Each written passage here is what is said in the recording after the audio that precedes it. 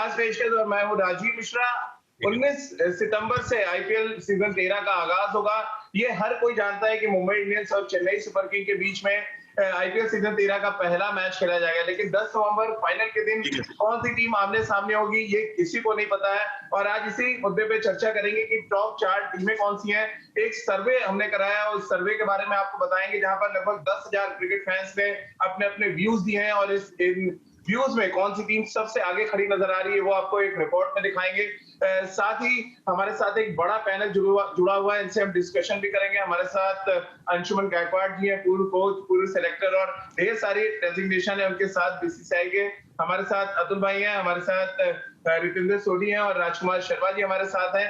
इनसे हम चर्चा शुरू करें कि मुंबई इंडियंस अभी भी रेस में सबसे आगे खड़ी नजर आ रही है और मुंबई इंडियंस की ताकत और कमजोरी पर आगे बातचीत करेंगे और बाकी टीमों पर क्या कुछ व्यूज हैं वो लेंगे। अंशुमन जी, हमेशा की तरह आप मुंबई इंडियंस को सपोर्ट करते रहे, क्या इस बार भी जो हमने सर्वे दिखाया है उसके साथ जाएंगे, मुंबई इंडियंस के साथ जाएंगे? थोड़ा व्यूज आपके डिफर होंगे इस बार। राजीव, सच बताऊं तो हाँ, बिल्कुल मैं सपोर्ट करते आ रहा हूं मुंबई इंडियंस को, मगर साथ साथ में ये भी बताना चाहता हूं कि 50 साल से मैं क्रिकेट से जुड़ा हूं जी, और 50 साल में जब मैंने कुछ प्रेडिक्शन की है, ये T20 मैचेस के सब उल्टे हो रहे कुछ पता नहीं क्या हो रहा है, क्यों ऐसा हो रहा है, मगर अब तक तो ऐसा हो रहा है।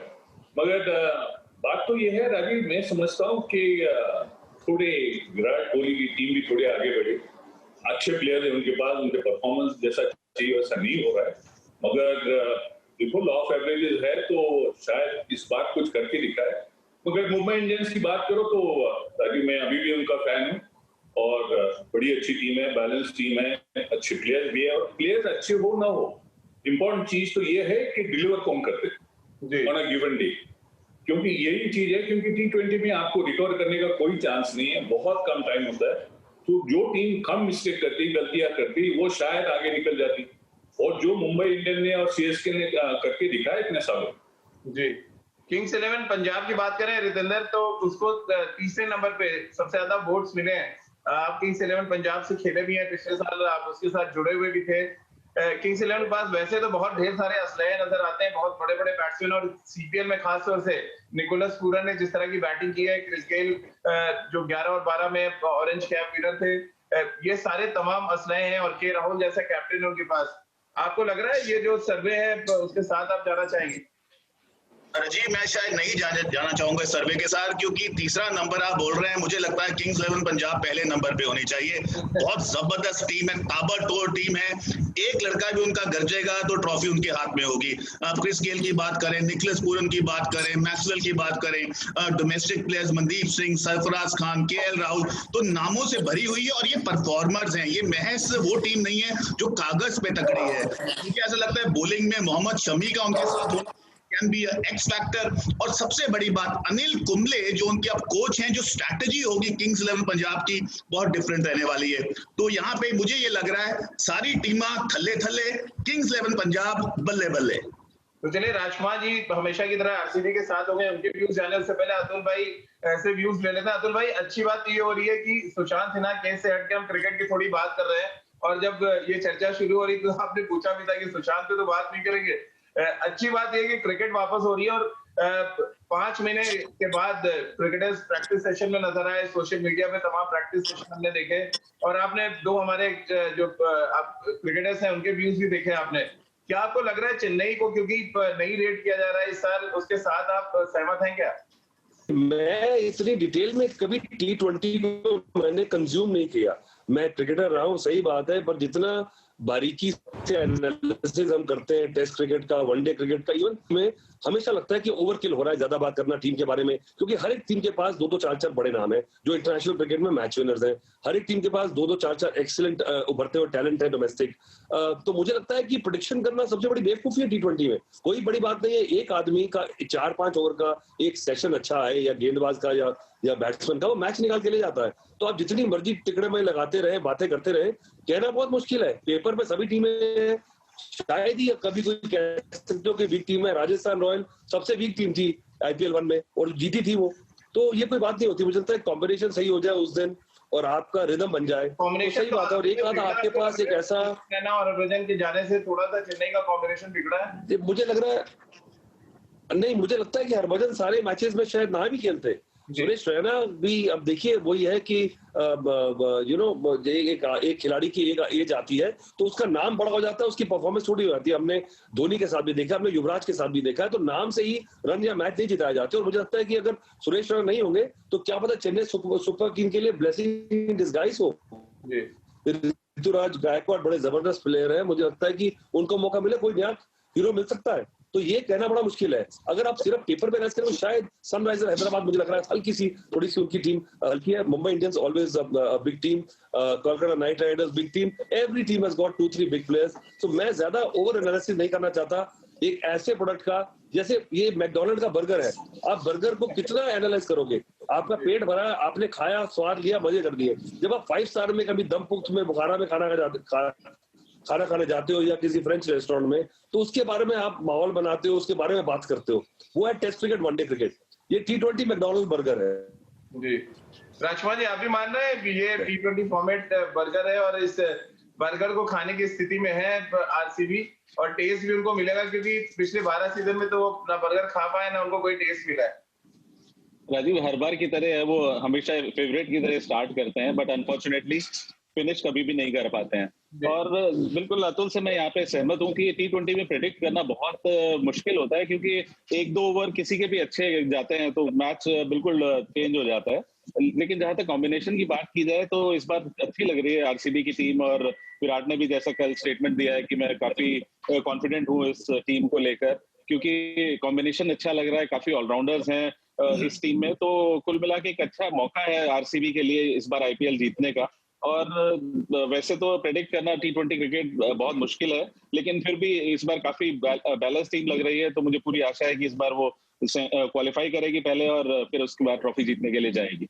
लेकिन राजकुमार जी, जो हमने सर्वे किया उसमें दिल्ली टीम को बहुत रेट किया जा रहा है और उसके पीछे के रीजन भी, सबके पीछे के रीजन दिए गए हैं क्यों किया जा रहा है। और दिल्ली टीम के लिए है कि दुबई, आबू धाबी और शारजा में खेल रहे हैं। स्पिनर्स बहुत अच्छे हैं उनके पास, अश्विन उनके पास, अमित मिश्रा, संदीप लिमिचाने, अक्षर पटेल, और ये एक बड़ा रीजन दिया जा रहा है दिल्ली को जो चौथे नंबर पे वोट्स मिले।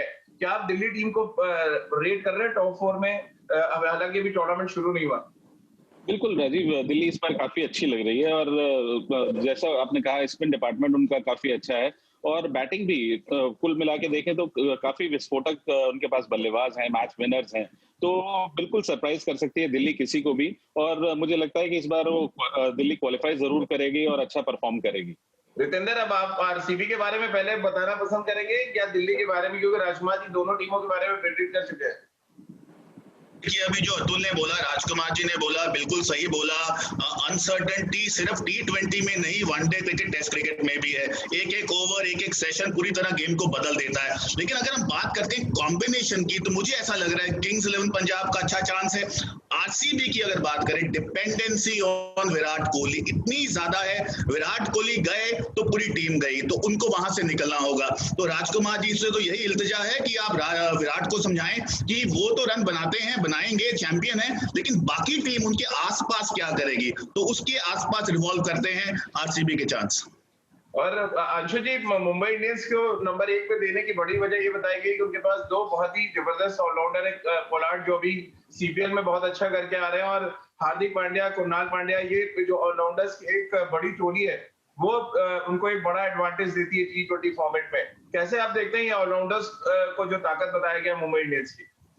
नहीं राजीव, देखो आप देखना ये चीज है, मैंने काफी चीजें सुन ली अब तक, तो देखना ये है और ध्यान में रखने वाली चीज ये है कि आप खेलने वाले शारजा, दुबई और अबू धाबी, अब वहां की विकेट जो आप देखो तो विकेट प्रॉब्लम मेरे ख्याल से ग्राउंड भी बड़े नहीं इतने, और विकेट भी इतनी अच्छी होती बल्लेबाजी के लिए, तो बल्लेबाजी का ज्यादा ये गेम हो जाता है, गेंदबाजी वाले का नहीं।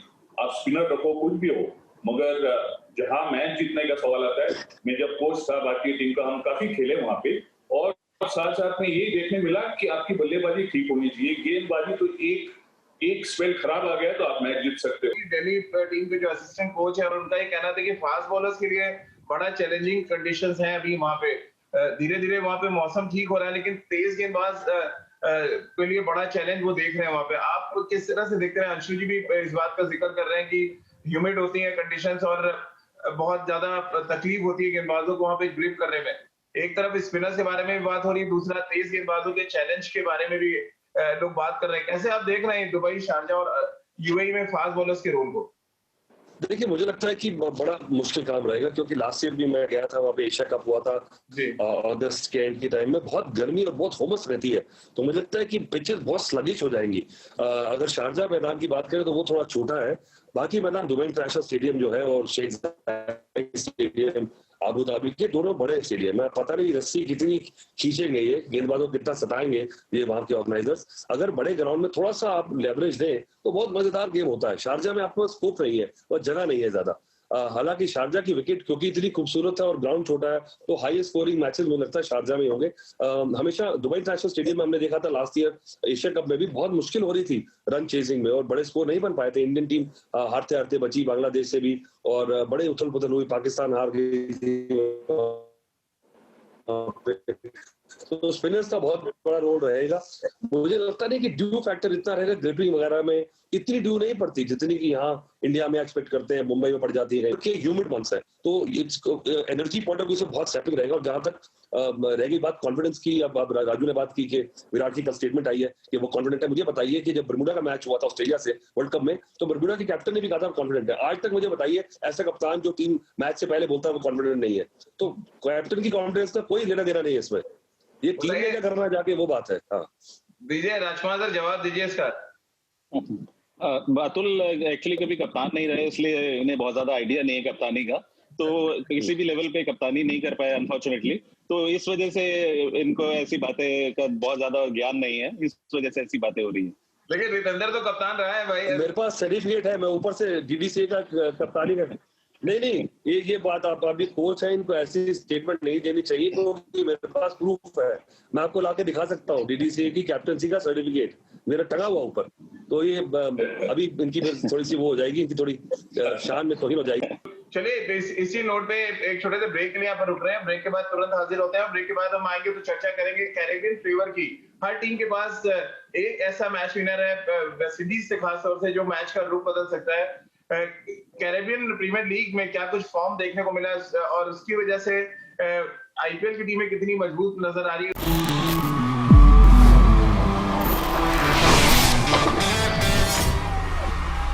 हमारे साथ हमारा खास पैनल जुड़ा हुआ है। हमारे साथ अंशुमन गायकवाड़ जी हैं, हमारे साथ अतुल वासन जी हैं, हमारे साथ रितेंद्र सोडी हैं और राजकुमार सर हैं। रितेंद्र, आप कैसे देख रहे हैं निकोलस पूरन जिन्होंने बहुत ही जबरदस्त सेंचुरी लगाई, सिर्फ 45 गेंदों में सीपीएल में 10 छक्के लगाए थे उन्होंने एक मैच में। निकोलस पूरन, क्रिस गेल के साथ साथ ऑस्ट्रेलियन थोड़ी सी अगर हम फ्लेवर की बात करें तो मैक्सवेल, बहुत ही खतरनाक बैटिंग लाइनअप नजर आ रहा है किंग्स 11 का। राजीव, इसीलिए मुझे लग रहा है कि किंग्स 11 पंजाब के पास इस समय संपूर्ण टीम है। बॉलिंग अच्छी है, बैटिंग में फायर पावर है। अगर हम क्रिस गेल की बात करें, निकोलस पूरन एक ऐसा नाम है which has to be noted in the notebooks. I think he is a class apart. On his day ये 200 रन, 225 रन भी अपनी टीम के लिए चेस कर सकते हैं। तो जी हाँ, फायर पावर है, but all said and done domestic players Mandeep Singh, Sarfaraz Khan, Karun Nair, इनका रोल बहुत इंपॉर्टेंट होगा। और मुझे हमेशा से लगता है, हम बात करते हैं पहले 6 ओवर की T20 में, आखिरी 6 ओवर की, लेकिन जो टीम 14 ओवर अच्छा खेलेगी, कैसे स्ट्राइक रोटेट करती है, कैसे ऑड बॉल चौके के लिए धकेलती है, छक्के के लिए धकेलती है, आई थिंक वहां पे बहुत इंपॉर्टेंट है। तो यहाँ पे जरूर बात करेंगे नील कुंबले अपनी टीम के साथ, और फिंगर्स क्रॉस, मुझे ऐसा लग रहा है Kings 11 Punjab this year has a big chance. Rajkumar ji, और अगर हम आरसीबी की बात करें, कोई कैरेबियन फेवर नजर नहीं आ रहा, कोई बड़ा मैच विनर कैरेबियन फेवर वाला नजर नहीं आ रहा। क्या ये मिसिंग रहता है हमेशा आरसीबी में जब इम्पैक्ट मैचेस आते हैं, जहाँ पे क्रंच मैचेस हैं और मैच जिताने वाले प्लेयर की बात करें डिविलियर्स, और अगर हम विराट को साइड कर दे तो? बिल्कुल राजीव, ये मिस तो करेंगे। क्रिस गेल पहले उनके पास थे और जो परफॉर्मेंस क्रिस गेल ने आरसीबी के लिए दी थी वो सभी जानते हैं। और अभी जहां तक बात है तो बिल्कुल आपने ठीक कहा कि डिविलियर्स और विराट कोहली के रूप में उनके पास अच्छे मैच विनर हैं, और साथ साथ एरन फिंच, वो एक अच्छी इस बार उन्होंने उनकी टीम में एक अच्छा प्लेयर ऐड हुए हैं जिनसे काफी उम्मीद है कि वो टॉप ऑर्डर में बहुत अच्छा कंट्रीब्यूट करते हैं और बहुत एक्सपीरियंस भी हैं। तो कुल मिला के T20 क्रिकेट में आपको 2 या 3 बैट्समैन ही ऐसे चाहिए होते हैं जो मैच विनर हो, और आरसीबी के पास मुझे लगता है ये तीनों ऐसे मैच विनर हैं कि अगर इनमें से कोई भी 10 ओवर खेलेगा तो वो मैच जिता देगा। और अगर हम मुंबई की बात करें अंशु जी, चलते चलते पोलार्ड जो कैरेबियन फ्लेवर लेके आ रहे हैं, जिस तरह का सीपीएल में उन्होंने परफॉर्म किया है, एडेड एडवांटेज देंगे। और बार बार जैसे अतुल भाई कह रहे हैं कि जो पावर हिटिंग की बात आती है तो वेस्टइंडीज के सामने कोई नहीं ठहरता। बिल्कुल राजीव, मेरे ख्याल से देखो, और फॉर्म में रहना बहुत जरूरी होता है, और जिस तरह से पोलार्ड परफॉर्मेंस करके आ रहे हैं, एक एडेड एडवांटेज रहेगा मुंबई इंडियंस के लिए। और साथ साथ में देखो, मैच आप खेल रहे हो 20 ओवर की, 20 ओवर में आपको कितने मैच विनर्स चाहिए, और 20 ओवर में आपको कितने बल्लेबाज चाहिए। ये मैं समझता हूँ कि गेंदबाज आपको चाहिए, क्योंकि वहां कोई रन रोकने वाला चाहिए। मगर गेंदबाज, जैसे राजकुमार ने बिल्कुल सही कहा कि कोई बल्लेबाज एक अच्छा 8 से 10 ओवर रुक जाए तो मेरे ख्याल से वो मैच जिता सकता है। और मुंबई इंडियंस के पास आप देखो काफी ऑलराउंडर्स है जो जिसने मैच जिताई, जो हम पास्ट रिकॉर्ड देखो तो उसमें भी है। और रोहित शर्मा आप देखो, जो वो चल गए और 10 ओवर खेल गए, तो मेरे ख्याल से मुंबई इंडियंस को जरूर एडवांटेज तो है ही है जी। तो राजकुमार जी से फाइनल रिएक्शन ले लिया जाए और बता दें आरसीबी जीत रही है कि नहीं रिटेंडर, उसके बाद इस चर्चा को खत्म करते हैं। राजकुमार सर, फाइनल रिएक्शन आपका। नहीं, देखिए, मुझे तो अच्छी लग रही है आरसीबी, हर साल ही अच्छी लगती है, और मैं उम्मीद करता हूं कि वो ट्रॉफी जीते, बट अनफॉर्चुनेटली अभी तक जीत नहीं पाई है। तो अभी भी मैं पॉजिटिव हूं और उम्मीद करता हूं कि इस बार जरूर जीतेगी। चलिए, और हम सभी उम्मीद करें अतुल भाई अपना सर्टिफिकेट आप तक पहुंचाएं और आप मान जाए कि अतुल भाई कप्तान रहे हैं रितेंद्र की कप्तानी। मुझे तो ये है कि हमेशा ही मेरे अंडर ही खेला है, इसलिए मुझे नहीं पता लगा कि कभी इन्होंने कप्तानी भी की है। चलिए बहुत बहुत शुक्रिया राजकुमार सर, अतुल सर आपका भी, और अंशु सर और रितेंद्र भाई आपका भी बहुत बहुत शुक्रिया हमारे साथ इस चर्चा में जुड़ने के लिए।